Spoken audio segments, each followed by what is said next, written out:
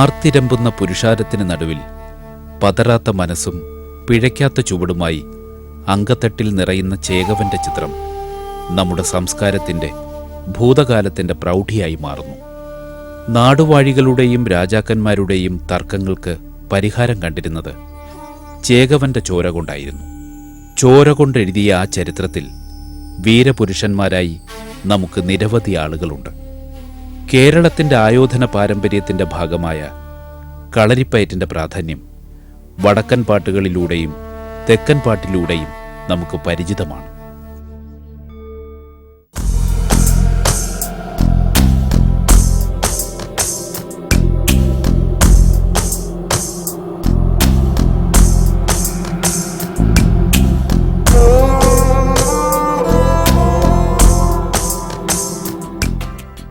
തെക്കനെന്നും വടക്കനെന്നും തുളുനാടൻ എന്നുമെല്ലാം വകഭേദങ്ങളുള്ള കളരിപ്പയറ്റിൻ്റെ ചരിത്രത്തിൽ നിർണായകമായ സ്ഥാനമാണ് കടത്തനാടിനുള്ളത്.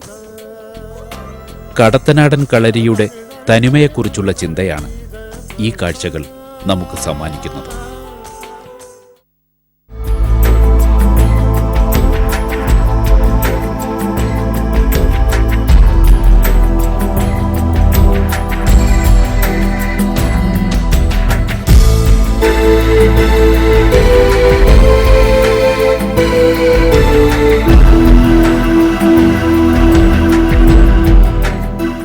കടത്തനാടിൻ്റെ പാരമ്പര്യം, കടത്തനാട്ടിലാണ് ഇന്ന് അറിയപ്പെടുന്ന ഇതിൽ യോദ്ധാക്കളായിട്ടുള്ള ചേകവർ കാലഘട്ടം എന്ന് പറയുന്ന കണ്ണപ്പ ചേകവർ, ആരോമൽ ചേകവർ, കണ്ണപ്പനുണ്ണി, ആരോമലുണ്ണി, ഉണ്ണിയാർച്ച, അത് 12-ാം നൂറ്റാണ്ടിൻ്റെ ഒരു കാലഘട്ടത്തിലാണ് നടന്നതെങ്കിൽ പിന്നീട് 16-ാം നൂറ്റാണ്ടിൻ്റെ ഏതാണ്ട് ഉത്തരാർദ്ധം വരെ പിന്നെ തച്ചോളി ഉദയനനുമായി ബന്ധപ്പെട്ടിരുന്ന കാലമായിരുന്നു. അപ്പം ഇതിനെ ആസ്പദമാക്കിയിട്ടാണ് ഇന്ന് അറിയപ്പെടുന്ന വടക്കൻ പാട്ടുകളും നാടൻ പാട്ടുകളും ഒരുപടി പുറത്തു വന്നത്. അപ്പം ഇവരൊക്കെ ജനിച്ചതും വളർന്നതും മരിച്ചതും ഈ മണ്ണിലാണ് എന്ന് പുരാവസ്തു വകുപ്പ് അംഗീകരിച്ചിരുന്നു. അപ്പം ഇവർക്ക് എന്താ പ്രത്യേകത എന്ന് പറയും, ഇവർക്ക് ഞാൻ നേരത്തെ പറഞ്ഞ പോലെ ഉന്നതമായ അല്ലെങ്കിൽ ഇവിടെ നിന്നും വ്യത്യസ്തമായ ഒരു വിദ്യ മറ്റൊരു നാട്ടിൽ ഉണ്ട് എന്ന് അറിഞ്ഞാൽ ഉടനെ അവിടെ പോയി ഈ യോദ്ധാക്കൾ പഠിക്കുകയും ആ വിദ്യ കരസ്ഥമാക്കിക്കൊണ്ട് ഇവിടെ പ്രാവർത്തികമാക്കുകയും ചെയ്ത ചരിത്രരേഖകൾ ഇവിടെ ഉണ്ട്. അല്ലെങ്കിൽ അവിടെയുള്ള ഈ ഗുരുക്കളെ ഈ കടത്തനാട്ടിൽ വരുത്തിയിട്ട് പഠിക്കുന്ന രീതിയും ഇവിടെ വിവരിക്കുന്നു ഈ വടക്കൻ പാട്ടുകളിലും ഈ നാടൻ പാട്ടുകളിലും. അപ്പോൾ അങ്ങനെയുള്ള ചരിത്രവും കാര്യങ്ങളും ഉള്ളതുകൊണ്ടും ഇവിടെ ഈ പറഞ്ഞ വടക്കൻ സമ്പ്രദായത്തിൽ തന്നെയും ഞാൻ നേരത്തെ പറഞ്ഞ പിള്ളതാങ്ങി, വട്ടയംതിരിപ്പ്, അറപ്പക്കൈ എന്നീ വിഭാഗമായിട്ട് എന്നീ സമ്പ്രദായങ്ങളാണ് ഇന്ന് നിലവിൽ പറഞ്ഞു വരുന്നത്. ഇതിന് ഏതാണ്ട് തുല്യമായ പ്രാധാന്യം കൊടുത്തുകൊണ്ടാണ് കടത്തനാട്ടിലെ കളരികൾ പ്രവർത്തിച്ചു കൊണ്ടിരിക്കുന്നത്. മറ്റ് ഭാഗങ്ങളിലൊക്കെ ഈ അറപ്പക്കൈ സമ്പ്രദായത്തിനാണ് പ്രാധാന്യം കൊടുത്തുകൊണ്ട്, അത് മാത്രം പ്രാധാന്യം കൊടുത്തുകൊണ്ട് വടക്കൻ സമ്പ്രദായത്തിലായാൽ പോലും അങ്ങനെയാണ് പ്രവർത്തിച്ചു വരുന്നത്. കടത്തനാടൻ കളരിയെന്ന് പരക്കെ പറഞ്ഞു കേൾക്കുന്നുവെങ്കിലും കളരിയുടെ വ്യത്യസ്തമായ അടവുകളൊന്നും ഇവിടെ രൂപപ്പെട്ടിട്ടില്ല എന്നതാണ് വാസ്തവം. പക്ഷേ നമ്മുടെ വടക്കൻ പാട്ടിലെ വീരഭൂമിയായി കടത്തനാടിനെ പ്രസ്താവിച്ച് കാണുന്നുമുണ്ട്. ഇവിടത്തെ യോദ്ധാക്കൾ മറുനാടുകളിൽ പോയി വ്യത്യസ്തങ്ങളായ അടവുകൾ ശീലിച്ചിരുന്നെന്നും അങ്ങനെ പഠിച്ചു വന്ന അടവുകൾ കടത്തനാട്ടിൽ പ്രചരിപ്പിക്കുകയും ചെയ്തിരുന്നുവെന്നും അതിലൂടെ ആർജിതമായ കരുത്താണ് കടത്തനാടിൻ്റെ മൗലികതയെന്നും പഴമക്കാർ പറയുന്നു.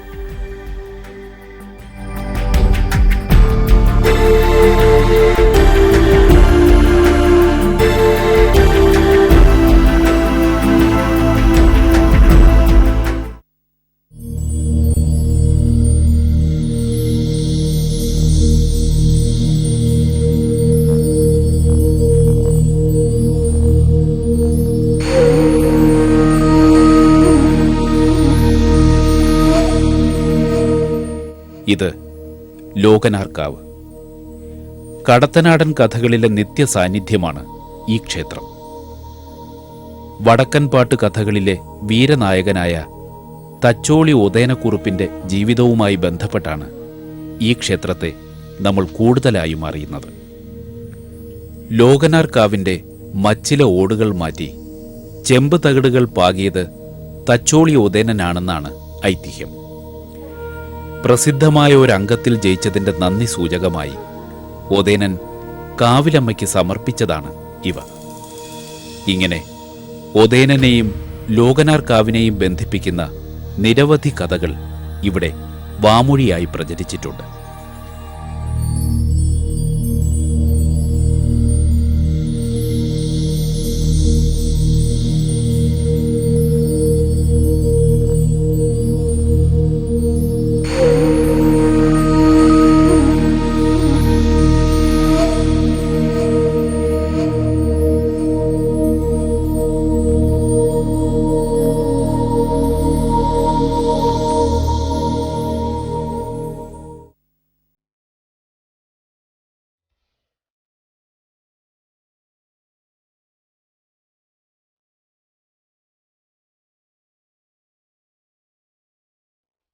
ഈ മണ്ണിലെ കളരിക്കഥകളുടെ ബാക്കിയായി നമ്മൾ കണ്ടെത്തുന്ന മറ്റൊരു സങ്കേതമാണ് തച്ചോളി മാണിക്കോത്ത്. ഉദയനന്റെ തറവാടായ തച്ചോളി മാണിക്കോത്ത് ഇവിടെയായിരുന്നുവെന്ന് കരുതപ്പെടുന്നു. ഉദയനനെ കൂടാതെ ഒട്ടേറെ വീരന്മാർക്ക് ജന്മം നൽകിയ തറവാടാണിത്. ഇന്ന് തച്ചോളി മാണിക്കോത്ത് ഒരു ക്ഷേത്ര സങ്കേതമായി മാറ്റിയിരിക്കുന്നു. ഇവിടെ ഉദയനക്കുറുപ്പിനെയും അദ്ദേഹത്തിന്റെ ജ്യേഷ്ഠനെയും പ്രതിഷ്ഠിച്ചിട്ടുണ്ട്. പഴയ തറവാടിന്റെ ഭാഗമായ കിണറും മറ്റും ഇവിടെ ഇന്ന് അവശേഷിക്കുന്നു.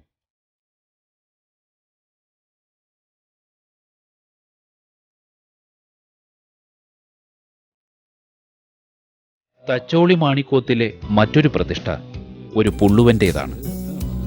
ഉദയനനെ ഒളിവിലിരുന്ന് വെടിവെച്ച ശത്രുവിനെ അമ്പെയ്ത് വീഴ്ത്തിയ പുള്ളുവന്റെ കഥ പ്രസിദ്ധമാണ്. ഉദയനനെ അന്ത്യനിമിഷത്തിൽ സഹായിച്ച ആ പുള്ളുവന്റെ സാന്നിധ്യമാണ് ഇവിടെ ആവാഹിക്കപ്പെട്ടിരിക്കുന്നത്. പാലാട്ടുകോമൻ എന്ന കോമപ്പക്കുറുപ്പിന്റെ തറവാടും ഇന്നൊരു ക്ഷേത്ര സങ്കേതമായി മാറ്റിയിരിക്കുന്നു. ഇങ്ങനെ വീരപുരുഷന്മാരുടെ ആരാധനയിലൂടെ കടത്തനാട്ടുകാർ പൂജിക്കുന്നത് പ്രബലമായ ആയോധന പാരമ്പര്യത്തെ തന്നെയാണ്.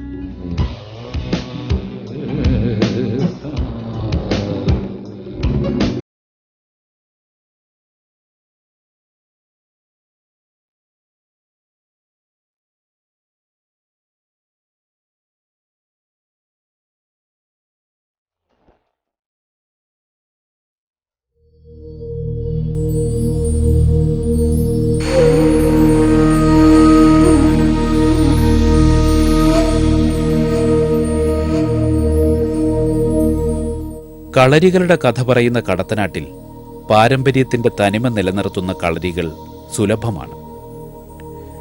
സമീപകാലം വരെ ഏതാനും അങ്കത്തട്ടുകൾ അവശേഷിച്ചിരുന്നു.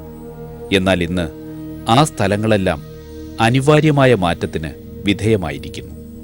ഞങ്ങൾ ഇപ്പോൾ അറപ്പക്കൈയിൽ പറയുന്നത് ഇടത്ത് നടന്ന് വലത്ത്, അല്ലെങ്കിൽ ഇടത്തോട്ട് വലത്ത് നേരെ എന്ന് പറയുന്നത് പ്രയോഗമാണ്. വാസ്തവത്തിൽ അത് നമ്മൾ ഈ കുട്ടികളിൽ കേൾപ്പിക്കില്ല, പറയില്ല, പറഞ്ഞു കൊടുക്കില്ല.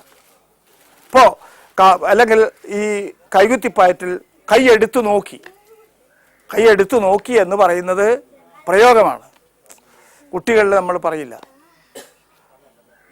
കുട്ടികളിൽ നമ്മൾ ആ ഒരു ശത്രുവെ മനസ്സിൽ സൃഷ്ടിക്കുക എന്ന് പറയുന്നത് ഇതിൻ്റെ പരിപാടിയല്ല. ഇത് 4 തലം, അതായത് മെയ്ത്താരി, കോൽത്താരി, അങ്കത്താരി വെറും കൈയിലേക്ക് വരുമ്പോൾ മാത്രമാണ് ഇവനോട് ഈ ചെയ്തത് ഇന്നതായിരുന്നു എന്ന് പറഞ്ഞു കൊടുക്കും. അതുവരെ ഈ ശത്രുവെ മനസ്സിൽ സൃഷ്ടിച്ചുകൊണ്ട് ഒരു പ്രവൃത്തിയും ചെയ്യാൻ അനുവദിക്കുന്നില്ല. അപ്പം അത്ര ശാസ്ത്രീയമായ രീതിയിലാണ് ഇവിടെയുള്ള ഈ കളരിയുടെ പ്രവർത്തനം എന്നാണ് ഞാൻ ഉദ്ദേശിച്ചത്. പിന്നെ ഈ സംഹാരത്തിന് വേണ്ടി, സംരക്ഷണത്തിന് എന്ന് പറയുന്നത്, എന്നിട്ടും എന്തെങ്കിലും സംഭവിച്ചു പോയാൽ കളരി സമ്പ്രദായത്തിൽ തന്നെ ചികിത്സയുണ്ട്. അതിനുള്ള പരിഹാരങ്ങളുണ്ട്. ഒരു ഒരു ഒരു ഒരു ഒരു ശരിയായ ഒരു ഗുരുനാഥൻ എന്ന് പറയുന്നത് ഇതൊക്കെ പഠിക്കുകയും ഇതൊക്കെ പെട്ടെന്ന് അതാത് അവസരങ്ങളിൽ ചെയ്യാൻ പ്രാപ്തിയുള്ളവർക്കാണ് ഗുരുനാഥൻ എന്ന് പറയൂ.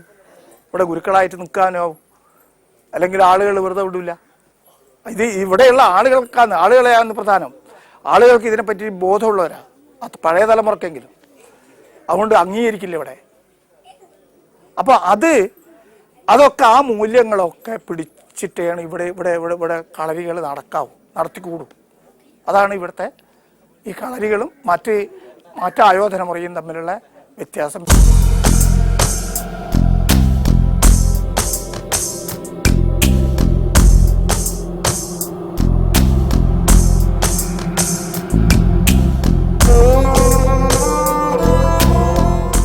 കാലഘട്ടത്തിന്റെ പരിവർത്തനം കളരിയുടെ ഉദ്ദേശ്യ ലക്ഷ്യങ്ങളെയും മാറ്റിയിരിക്കുന്നു. പണ്ട് ചേകവന്റെ ധർമ്മമായിരുന്നു അംഗം വെട്ടൽ. എന്നാൽ ആധുനികങ്ങളായ യുദ്ധ സാഹചര്യങ്ങൾ കളരിപ്പയറ്റിനെ ആയോധന കല എന്ന പദവിയിൽ മാത്രം ഒതുക്കി. തച്ചോളി ഓതേനന്റെ തലയിൽ കൊണ്ട വെടി കടത്തനാടൻ കളരിയുടെ നെഞ്ചിലാണ് തറച്ചത് എന്ന് ആലങ്കാരികമായി പറയാറുണ്ട്. ചരിത്രം പരിശോധിക്കുമ്പോൾ നമ്മൾ ഈ അഭിപ്രായത്തോട് യോജിച്ചു പോകുന്നു. എന്തെന്നാൽ തോക്കിന്റെ കടന്നുവരവോടെയാണ് കളരിപ്പയറ്റിന്റെ പ്രസക്തി കുറഞ്ഞു വന്നത്. ഇന്ന് കടത്തനാട്ടിൽ കളരികൾ സുലഭമാണ്. മണ്ണിനോട് ചേർന്ന് നിൽക്കുന്ന ഒരായോധന മുറ എന്ന നിലയ്ക്ക് കളരിക്ക് ഇന്നും ഇവിടെ പ്രസക്തിയുണ്ട്. അതിന് തെളിവാണ് കടത്തനാട്ടിലെ കുഴിക്കളരികൾ. കുഴിക്കളരിയുടെ ഘടന വളരെ പ്രത്യേകതയുള്ളതാണ്. കളരിയുടെ കൃത്യമായ കോണിൽ ദേവതാ സങ്കല്പമുണ്ട്. ഔഷധ ഗുണമുള്ള വായുവും മണ്ണുമാണ് ഇതിന്റെ പ്രത്യേകത.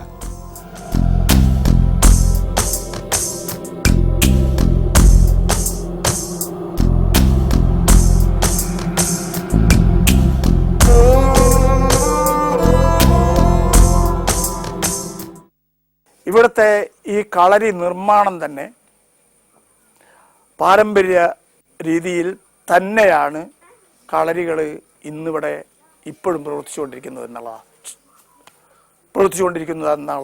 പ്രത്യേകത.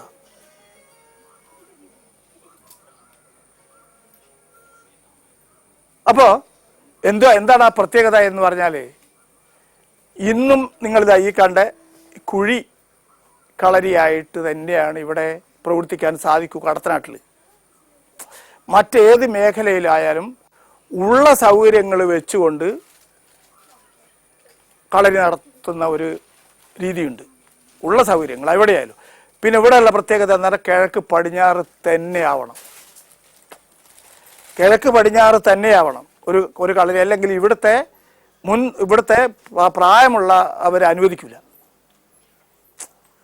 അപ്പോൾ കിഴക്ക് പടിഞ്ഞാറ് എന്ന് പറയുന്നത് സൂര്യരശ്മി ഇവിടെ തട്ടണമെന്നും അതിൻ്റെ അടിസ്ഥാനത്തിൽ കുട്ടികളിലും ഇതൊക്കെയുള്ള സാംക്രമിക രോഗങ്ങളും ഈ പറഞ്ഞ സൂര്യരശ്മിയിൽ നിന്ന് കിട്ടുന്ന ചില ധാതുക്കൾ, ചില വിറ്റമിൻ ഡി പോലെയുള്ള വീര്യങ്ങളും ഇതൊക്കെ കുട്ടികളുടെ ശരീരത്തിലും കളരിയിലും തട്ടണമെന്നുള്ളത് വളരെ നിർബന്ധം. അപ്പോൾ ഇതൊക്കെ വളരെ വളരെ ശാസ്ത്രീയം. ഈ കുഴിക്കളരി കൊണ്ട് ഉദ്ദേശിക്കുന്നത് തന്നെ ഈ ഏറ്റവും മേലെ കിടക്കുന്ന മണ്ണ് തീർത്ത് വളപ്പറ്റുള്ള മണ്ണും വൃത്തികെട്ട മണ്ണും സാധ്യതയുണ്ട്. അപ്പോൾ അത് പുറത്ത് കളഞ്ഞിട്ട് അതിൻ്റെ ഉള്ളിൽ നിൽക്കുന്നത് ഔഷധവീര്യമുള്ള മണ്ണ് എന്നാണ് വെപ്പ്. അതിൽ ചവിട്ടി വേണം കളരി പഠിക്കാൻ എന്നുള്ളതാണ് ഉണ്ടാകും. പിന്നെ ഒരു മിതശീതോഷ്ണ സ്ഥിതി ഇവിടെ നിലനിൽക്കും. കളരികളിൽ ഈ അങ്ങനെ ഒരു പ്രാധാന്യമുണ്ട്. പിന്നെ ഇവിടെ വായു ശുദ്ധീകരണത്തിന് ഈ തുമ്പ തട്ട് പോലെയുള്ള ഇലകൾ ഓക്സിജൻ ഒരുപാട് പ്രാണവായു ഒരുപാട് തരുന്ന സാധനമാണ് ഈ തുമ്പ എന്ന് പറയുന്നത്. തുമ്പ, കൂവളം, അരയാൽ അങ്ങനെയുള്ള ഈ എല്ലാം ഒരുപാട് ഓക്സിജൻ നമുക്ക് പ്രദാനം ചെയ്യും. അപ്പോൾ ഇവിടെയുള്ള ഒരുപാട് ആളുകൾ ഉച്ഛ്വസിക്കുകയും ചെയ്യുന്നതിൻ്റെ ഫലമായിട്ട് ഇവിടെയുള്ള ഈ വായുക്കള് മലിനീകരിക്കുന്നതിനെ ശുദ്ധീകരിക്കാനുള്ള ഉദ്ദേശവും കൂടി അതിനുണ്ടെന്ന് അതിൻ്റെ അർത്ഥം. കളരി പഠനം കേവലം അഭ്യാസ പ്രകടനമല്ല, ചിട്ടയായ ജീവിതക്രമമാണ് ഇതിലൂടെ വിഭാവനം ചെയ്യുന്നത്. മനസ്സും ശരീരവും ഏകാഗ്രമാക്കുന്ന ആരോഗ്യവത്തായ ജീവിതക്രമത്തിന്റെ ഭാഗമായി കടത്തനാടൻ കളരി ഇന്നും സജീവമാകുന്നു. സ്വദേശീയവും വിദേശീയവുമായ ഒട്ടേറെ ആയോധനക്രമങ്ങൾ ഇന്ന് നമുക്ക് സുപരിചിതമാണ്. എന്നാൽ ലോക ജനതയ്ക്ക് മുന്നിൽ കളരിപ്പയറ്റിന്റെ പ്രാധാന്യം നാൾക്കുനാൾ വർദ്ധിച്ചു വരുന്നു. കാലഘട്ടത്തിന്റെ കടന്നാക്രമണങ്ങൾക്ക് കീഴടക്കാനാവാത്ത കർമ്മശേഷിയായി കടത്തനാടൻ കളരി നമ്മുടെ സംസ്കാരത്തിന് കരുത്തു പകരുന്നു.